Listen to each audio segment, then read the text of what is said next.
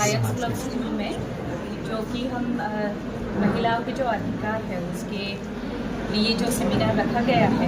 क्योंकि हम NCW में जब हम काम करते हैं तो हमने देखा कि 50% पॉपुलेशन महिला का है, लेकिन उनमें से जो पीड़ित है महिला, वो जो शिक्षित है, जो रूरल एरिया से है, वो भी विक्टिम बन जाती है। तो कैसे महिलाओं तक उनके राइट्स, उनके अधिकार को पहुंचाने के लिए हम प्रयास करते हैं। तो आज ह्यूमन राइट्स एसोसिएशन के साथ हमने सोचा कि अपने महिलाओं को उनके और जानकारी देना, उनके राइट्स, उनके रिस्पॉन्सिबिलिटीज और उनके कंट्रीब्यूशन को महत्व दिलाना, हमने ये सेमिनार यहाँ पर कर रहे हैं। एक जीता जागता उदाहरण है, हमारी संस्था में करीब 87% महिलाएं सेवा प्रदान कर रही हैं। और आप इसमें से किसी से थोड़ा सा इंटरेक्शन भी कीजिएगा। ये लोग जो यहाँ सेवा प्रदान कर रहे हैं और उनको जो कुछ मिल रहा है उससे भी ज्यादा मैं दावे के साथ हम कहना चाहते हैं, उनको जो सम्मान देते हैं नारी के रूप में, बहुत ज्यादा। हमें पूरा आत्मविश्वास है कि हमारी कोई भी महिला हमारी मैनेजमेंट से, हमारे मंडल से नाराज नहीं। आपको तनख्वाह भी मिल जाएगी, लेकिन नारी के रूप में जो सम्मान इस धरती पे मिलता है, मुझे नहीं लगता अगर हम गलत है तो बता सकते। देश में 8 मार्च दिवस मनाया जाता है। कभी कभी हमें बड़ा कष्ट होता है कि नारी शक्ति के बिना ये सृष्टि संभव ही नहीं है। तो आज ये क्यों नौबत आ रही है कि हमें नारी के सम्मान के लिए ऐसे कार्यक्रम करने पड़ते हैं। ये बड़ी दुखद बात है। समाज को अपनी सोच, अपना विचार, अपनी दृष्टि बदलनी हो।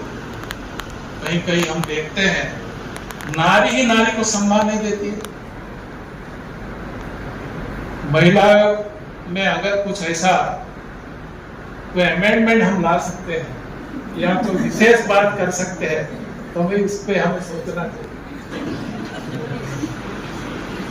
पुरुषों में भी एक कमी जरूर है। महिला को अगर विकसित होते हुए देखते हैं, उनका उत्थान होते हुए देखते हैं, कुछ नया पाते हैं कोई महिलाएं, तो जरूर हमारे पुरुष उनके ऊपर कोई कमेंट करते हैं। जब हम देवी शक्ति की बात करते हैं तो नारी का जो रूप है, देवी का रूप है, तो उनको हम सम्मान क्यों नहीं दे सकते?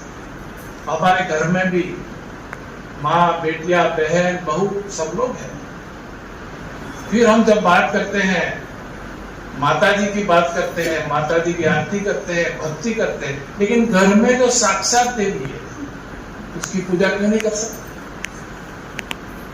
जिस भी घर में नारी का सम्मान नहीं होता है, वहां कभी भी किसी चीज का वास नहीं होता। चाहे धन की बात करो, ज्ञान की बात करो, जो भी बात करो, तो सबसे पहले हम सबका कर्तव्य है, खास करके मैं पुरुष वर्ग को कहना चाहता हूँ, हमारा कर्तव्य है कि हमारी नारी का सम्मान। नारी के बिना कुछ संभव ही नहीं। मैडम को हम बताना चाहते हैं, हम थोड़ा सा प्रयास करते हैं नारी को किस रूप में सम्मान देना चाहिए। अभी जैसे 8 मार्च की बात आती है तो हमारे घर में, ये हमारा परिवार है, घर बोलूंगा मैं जरूर, हमारे परिवार में अगर किसी भी बहन के यहाँ बेटिया का जन्म होता है तो हमारे लिए बड़ी खुशी की बात है। उन बेटियों का सम्मान करते हैं, माताओं का सम्मान करते हुए एक छोटा सा प्रयास करते हैं कि ये बेटियां जब बड़ी होगी, 18 साल से ऊपर होगी, तो हम कुछ धनराशि आज ही से उनके लिए मुकर्रर करें, ताकि जब 18 साल की उम्र होगी तो उनकी मदद हो जाए। उसी दिशा में हम हर साल 8 मार्च को उन छोटी बालिकाओं का सम्मान करते हैं, माताओं का सम्मान करते हैं, और साथ साथ एक 18,000 रुपए की राशि 18 साल के लिए फिक्स है। इसी तरह से हम एक छोटा सा प्रयास करते हैं। जो महिलाएं पूरे साल में हमारे इस संस्था में अच्छी सेवा, मैं तो कहूँगा सब अच्छी सेवा करते हैं, लेकिन उसमें से भी कुछ महिलाओं को सम्मानित करने हेतु हम थोड़ा सा ये करके उनका सम्मान करते हैं।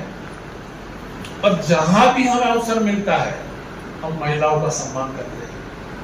अभी जैसे नवरात्रि का बड़ा उत्सव चल रहा है, शक्ति की आराधना का ये पर्व है। 9 दिनों में हम दुर्गा के 9 रूपों की हम पूजा करते हैं। लेकिन ये सब करने के साथ साथ जब तक हम नारी शक्ति को सम्मान नहीं देंगे, नारी शक्ति की पूजा नहीं करेंगे, इस पूजा का कोई मतलब नहीं है। आज के इस अवसर पर हम सब मैडम को सुनना चाहते हैं, तो आप सबको नवरात्रि महोत्सव की ढेर सारी शुभकामना देते हुए बहुत बहुत शुभकामनाएं। भारत माता की जय। जय हिंद।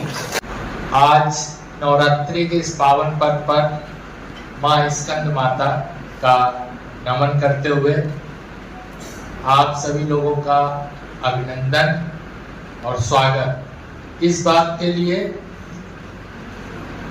कि जिस समाज में और जिस व्यवस्था में आप लोग बैठे हैं, शायद मुझको ये नहीं लगता कि हम विधिक रूप से कोई बात करें, क्योंकि एक शब्द है सा विद्या या विमुक्ति है। बड़ा आप लोग शिक्षा व्यवस्था जुड़े और मुझे लग रहा है कि आप प्राचार्य महोदय हैं, आप शिक्षक गण हैं, मुझे भी शायद बहुत कुछ सीख के जाने को अवसर मिलेगा। ये शिक्षा एक ऐसा प्लेटफॉर्म होता है कि वहां पर आने वाला कोई भी व्यक्ति कुछ ना कुछ लेकर जाता है शिक्षक से, क्योंकि कानूनी अधिकार, विधिक अधिकार, बेहतर रूप से राष्ट्रीय महिला आयोग की सदस्य भी आपके मध्य में है। विषय जो है समाज में महिलाओं की भूमिका, बड़ा अच्छा बोला अभी प्राचार्य आपकी कि अंतरराष्ट्रीय स्तर पर जो व्यवस्थाएं समानता का अधिकार, कानूनी अधिकार जो दिए गए, वो भारत में क्यों नहीं?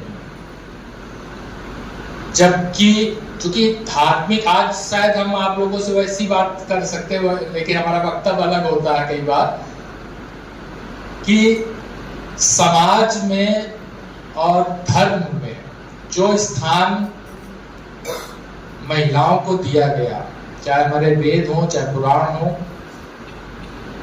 हमारे इस संस्कृति के पाणिनि बड़े व्याकरण करता थे, एक अष्टाध्यायी उनकी थी रचना। कई बार हम लोग सोचते हैं या पढ़ते हैं तो लगता है कि जो व्याकरण की रचना की गई उसमें स्त्री और पुल्लिंग का जो भेद दिया गया समाज में या इस प्रकृति में, हर वो चीज जो किसी की संस्कृति और किसी की जननी का काम कर रही है, उसको मां का दर्जा दिया गया। नदी स्त्रीलिंग बोला गया, समुद्र पुल्लिंग, वर्षा होती है, बादल आते हैं, गरजते हैं। हम लोगों ने ये व्याकरण करने वालों की रचना करके इसको समाज को सौंप दिया। हम लोगों ने कब इसको परिवर्तित कर दिया धीरे धीरे, कि हम लोगों ने यह तय कर दिया कि हाथों में मेहंदी लगाना आलस का या कमजोरी का प्रतीक है, हाथों में चूड़ियां पहनना किसी कमजोरी का प्रतीक है। ये हमारे समाज ने ही कर दिया। जिस समाज को सौंपी गई ये व्यवस्था, उसी समाज ने हम लोगों को कहीं ना कहीं अलग अलग बांटने का काम कर दिया। पूरे देश में भ्रमण कर रहे थे तो मंडन मिश्र चूंकि वरिष्ठ थे शंकराचार्य से, तो उन्होंने शंकराचार्य जी को चैलेंज किया कि आप धर्म की बात करते हैं, हम आपसे शास्त्रार्थ करेंगे। शंकराचार्य ने स्वीकार किया, उन्होंने कहा हम धर्म तभी आपका स्वीकार करेंगे जो धर्म की ज्योत आप जलाए हैं, जब आपको हमको शास्त्रार्थ में हरा देंगे। काशी में तय हुआ उनका शास्त्रार्थ का दिन। अब ऐसा है कि हम दोनों का जब शास्त्रार्थ होगा तो इसको जज कौन करेगा, इसका निर्णय कौन करेगा। तो उस समय मंडन मिश्र की पत्नी को, देवी भारती को उसका जज बनाया गया और शास्त्रार्थ हुआ। देवी भारती ने शंकराचार्य को विजयी घोषित किया। उस समय वो पहला दिन था कि हमारे इस भारतीय संस्कृति और इस धरती के महिला एक जज की भूमिका को अपनाया। ये सबसे बड़ा है जिस पे आप लोगों ने ध्यान नहीं दिया। हमारे संस्कृति और वेद ने हमारी महिलाओं को आगे भूमिका निभाने का काम किया है। समाज में महिलाओं की भूमिका, कानूनी अधिकार तो बहुत है। अभी कई लोगों ने, अभी आप लोगों ने देखा होगा, माननीय प्रधानमंत्री जी ने कुछ धाराओं को जम्मू कश्मीर में हटाई गई। उसका सांकेतिक रूप से या कई बार इसका था कि इसका विरोध हुआ बिना ये सोचे जाने, लेकिन हम लोग मानवाधिकार कर्ता के नाते इसका स्वागत किया, क्योंकि वो एक सबसे बड़ी बात थी जो महिलाओं को बराबरी का संवैधानिक अधिकार देने का काम किया गया। ये सबसे बड़ा उसका विषय था। हम समानता का आर्टिकल 14 से लेकर और हम 22 तक जो अनुच्छेद पढ़ते हैं मानवाधिकारों के, उसमें बहुत से अधिकार दिए गए हैं, लेकिन क्या हम उन अधिकारों को आम जनमानस तक क्रियान्वित करने का काम कर पा रहे हैं? और इसमें आप सब महिलाओं की भूमिका बहुत अग्रणी होने वाली है, क्योंकि जब भी कोई भी समाज में उत्पीड़न या उल्लंघन होता है, उसका मुख्य बिंदु होता है, प्रारंभ होता है परिवार। हम लोगों मानवाधिकार का जब उसका विस्तृत वर्णन करते हैं या कैटेगराइज किया जाता है तो 3-4 उस पे होता है कि परिवार, पड़ोस, समाज और शासन प्रशासन। हम लोगों ने उल्टा कर दिया है आज की तारीख पे। जब भी कोई उत्पीड़न या उस तरह की बात आती तो हम शासन प्रशासन को ऊपर रख लेते हैं कि सरकार खराब है, कानूनी व्यवस्था खराब है, लेकिन उसको आप पलट के जब देखेंगे कि शुरुआत कहाँ से हुई, किसी भी उल्लंघन की, प्रताड़ना की, वो परिवार से होती है। वहां से जब तक काम शुरू नहीं होगा, या जो आप जैसे समाज के लोग हैं जो शिक्षा या जागरूकता आप भी कर रहे हैं, ये केवल इसलिए नहीं कि आप सब्जेक्ट्स पढ़ा रहे हैं, आप जागरूकता इस बात की कर रहे हैं कि समाज में आने वाले वो बच्चे, उनका भविष्य का आपका बेहतर निर्माण कर सके। राष्ट्रीय मानवाधिकार आयोग ने भी एक गाइडलाइन जारी कर दी है कि कंपल्सरी स्तर पर आप जो संवैधानिक शिक्षा के केंद्र हैं उन पे बेसिक मानवाधिकारों को पढ़ाया जाए, जानकारी दी जाए। और ये हम सब शिक्षक और समाज के प्रबुद्ध वर्ग के लोगों का काम है कि इस परंपरा को आगे बढ़ाना। तो समाज में महिलाओं की भूमिका न कभी कम थी न कभी कम होगी।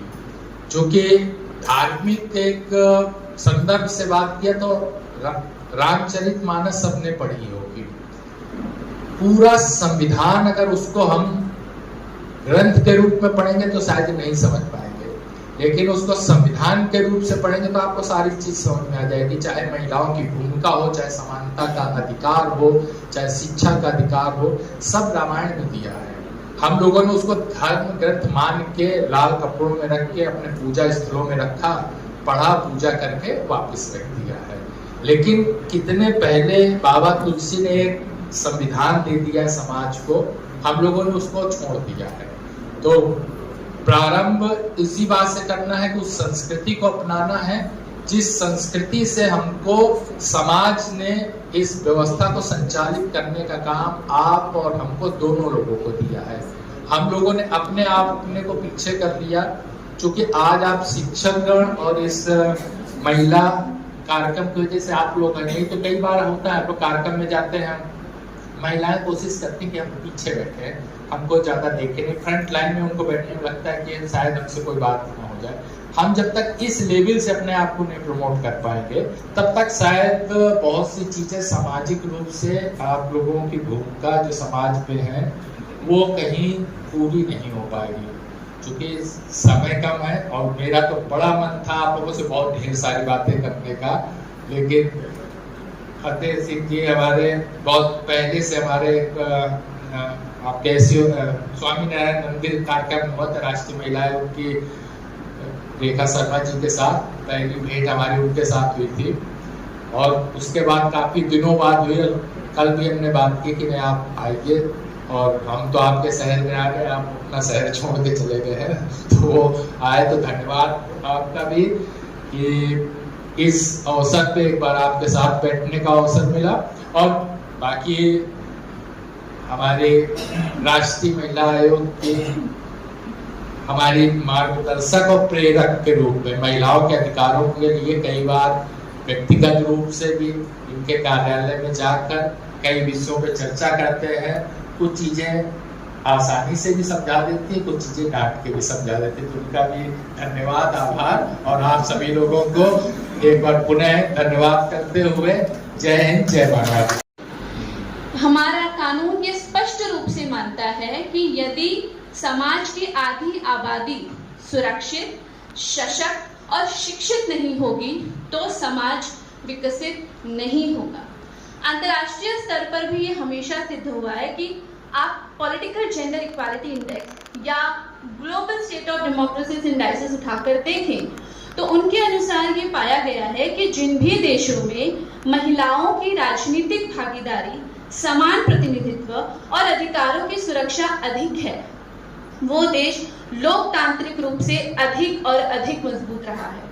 इससे ये स्पष्ट है कि महिलाओं की प्रगति या महिलाओं की भूमिका ये केवल एक मुद्दा नहीं है, ये एक लोकतंत्र की मजबूती, राष्ट्र की उन्नति का मूल आधार है। इसी क्रम में अभी हाल ही में women business and the law 2025 की एक रिपोर्ट के अनुसार आज विश्व में मात्र 14 देश ऐसे हैं जहां पर पुरुष और महिलाओं को एक समान कानूनी अधिकार दिए गए हैं।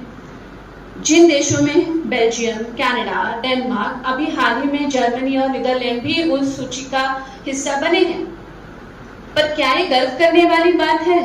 क्या ये गंभीर चिंता का विषय नहीं कि जिस देश में नारीत्व को पूजा जाता है, जहां पर नारी के सम्मान में हम साल में 2 बार 9 दिन समर्पित करते हैं, वो देश आज इस सूची का हिस्सा नहीं।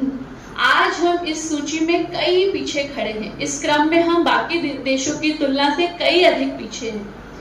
वैश्विक स्तर पर महिलाओं के सम्मान और आधिकारिक दृष्टि में हम जहां सबसे पीछे खड़े दिखाई देते हैं, यह स्थिति हमें यह सोचने पर मजबूर करती है कि क्या सांस्कृतिक सम्मान और धार्मिक प्रतीकों से काम चल जाएगा?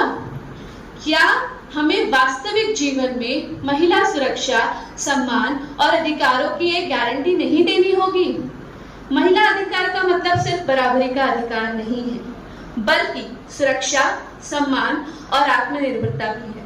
एक बेटी जब पढ़ लिख कर अपने सपने पूरे करती है, एक बहन जब घर से निकलते हुए अपने आप को सुरक्षित महसूस करती है, एक माँ जब गर्व से अपने बच्चे का भविष्य संवारती है, तभी समाज आगे बढ़ता है। आज भी महिलाएं कई जगहों पर हिंसा, भेदभाव और असमानता झेल रही हैं।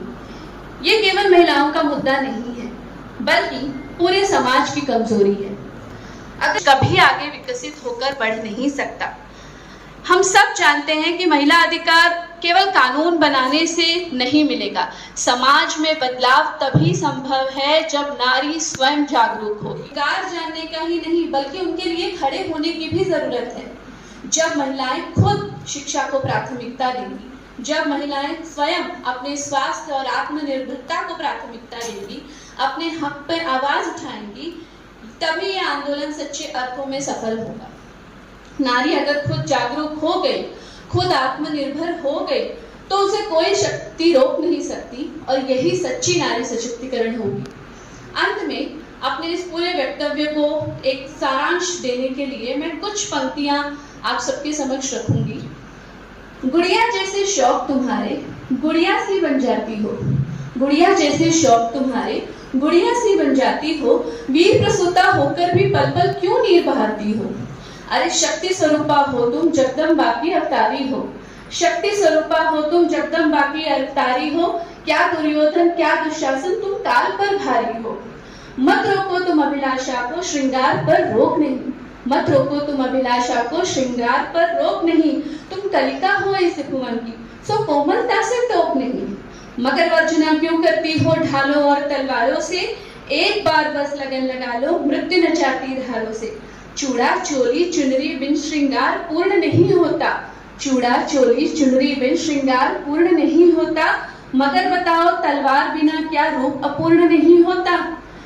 रणचंडी को रक्त बीज का रक्तिम रूप दिखाएंगे, रणचंडी को रक्त बीज का रक्तिम रूप दिखाएंगे, तुम खुद अपना चीर बचाओ, कृष्ण कहाँ तक आएंगे, कृष्ण कहाँ तक आएंगे।